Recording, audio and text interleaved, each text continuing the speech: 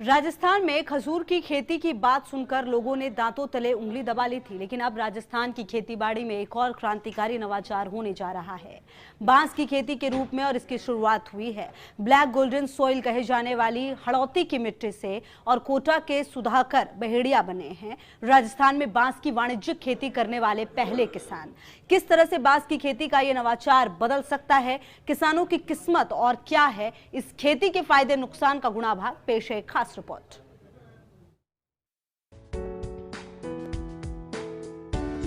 बांस का झुरमुट आपने भले ही कहीं जंगल में देखा होगा, लेकिन अपने पूरे खेत में बांस की फसल के साथ लहलहाता राजस्थान का यह पहला बैम्बू फॉर्म बताया जा रहा है, जो इस वक्त आप खास तौर पर फर्स्ट इंडिया राजस्थान की स्क्रीन पर देख रहे हैं। कोटा के रहने वाले प्रगतिशील किसान सुधाकर बहेड़िया ने यहाँ के ढाड देवी इलाके में अपने खेत में करीब 2.5 बीघा में बांस के 1200 पेड़ लगाए हैं। बहेड़िया ने नॉर्थ ईस्ट की टिश्यू कल्चर लैब से बांस के ये पौधे उत्तर पूर्व के राज्य त्रिपुरा से करीब 2 साल पहले मंगवाए थे, जिस इलाके में बांस की देश की सबसे ज्यादा पैदावार होती है। बहरहाल 2 साल पहले अपने खेत में बांस की खेती का नवाचार करके जोखिम उठाने वाले बहेड़िया अब आत्मविश्वास से लबरेज हैं और दावा कर रहे हैं कि 2 साल में उनके खेत के बांस 20 फीट तक लंबे हो गए हैं और अगले 2-3 सालों तक नाम मात्र के खर्चे के साथ बांस बढ़ेगा और पहली बांस कटाई के साथ ही उन्हें हर साल बम्पर उत्पादन मिलना शुरू हो जाएगा।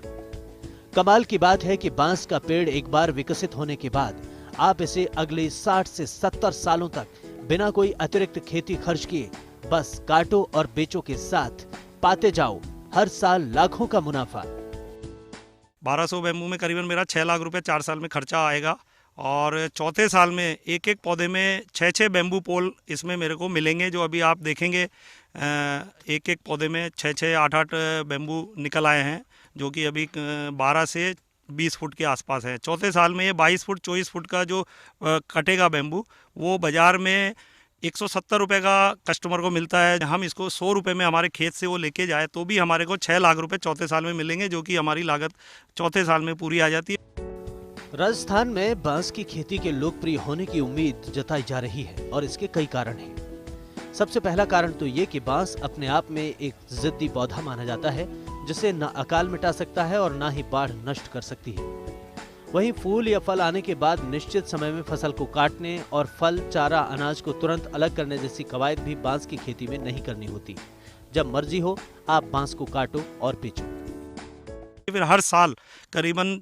1 लाख रुपए का खर्चा आएगा और 6000 ही बम्बू पोल हमको हर साल मिलेंगे। तो इस तरह से 5 लाख रुपए हमारी अगले 40 से 50 साल तो कम से कम है, जबकि हमारे को जो बताया ओम प्रकाश जी ने वो 70-80 साल तक ये फसल देता है। बस इनमें हमारे को केवल पानी और खाद रेगुलर साल में 3 बार देनी होती है। गुड़ाई की बांस की खेती में कोई दरकार नहीं, केवल पौधों पर मिट्टी चढ़ानी होती है और बड़े होने के बाद एक बांस से 6 से लेकर 8 से 10 बांस तक खुद ब खुद निकल आते हैं।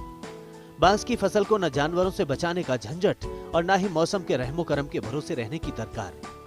उत्तर पूर्वी राज्य से आए बांस विशेषज्ञ राजीव कांति पोल और बांस की खेती के विशेषज्ञ ओम प्रकाश बताते हैं कि राजस्थान को बैम्बू मिशन में शामिल करके यहाँ सरकारी स्तर पर बैम्बू नर्सरी बन जाए तो बांस मरुभूमि के किसानों की किस्मत चमका सकता है।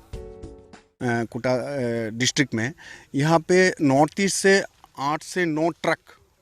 पोल यहाँ से ड्राई पोल यहाँ से खरीदते ये लोग। तो आगे अगर इधर पे प्लांटेशन अगर अगले 5 साल के अंदर यहाँ पे किसान लोग अगर इसको लगाने की कोशिश करेंगे तो आगे इसका आपूर्ति हो जाएगा। बट प्रॉब्लम ये है कि जो गवर्नमेंट है, यहाँ का जो लोकल गवर्नमेंट है, इसको किसान को जागरूकता के ऊपर नहीं ले जाएंगे तो इसका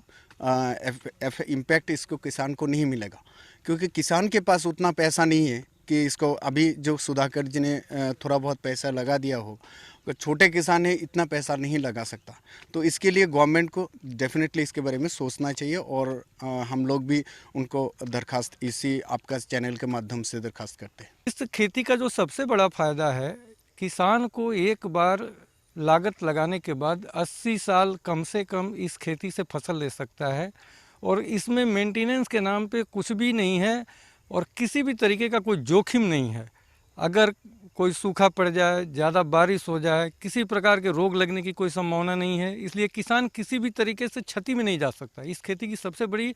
मूलभूत जो फायदे हैं वो ये हैं कि इसमें रिस्क किसी भी तरीके का नहीं है।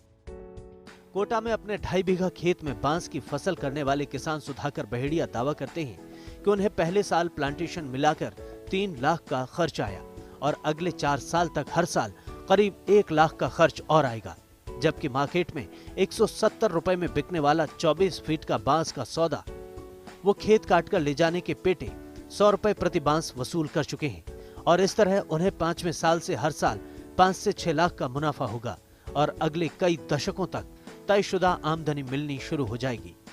दावा किया जाता है कि दीमक, सीम, सीलन और खारे पानी का बांस पर कोई असर नहीं होता। बांस अगरतला के बैम्बू वुड के एक बड़े कारखाने से निकलकर फर्नीचर मार्केट में तेजी से जगह बना रहा है और आइसक्रीम अगरबत्ती स्टिक के साथ ही बैम्बू पोल और बांस की टोकरी, झाड़ू निर्माण में भी बांस खासे काम आता है। विशेषज्ञों का दावा है कि केंद्र सरकार की तरफ से घास श्रेणी में शामिल किए जाने के बाद अब बांस का चीन, वियतनाम से आयात भी बहुत कम हुआ है और ऐसे में 8 से 9 ट्रक बांस नॉर्थ ईस्ट से मंगाने वाले कोटा में अब बांस की फसल लहलहाने लगेगी। ऐसे में बांस की खेती किसान के लिए फायदे का सौदा साबित हो सकती है, जिसे देखते हुए हाड़ौती के कई किसानों ने बांस की खेती शुरू कर दी है। भंवर एस चारण, फर्स्ट इंडिया न्यूज, जयपुर।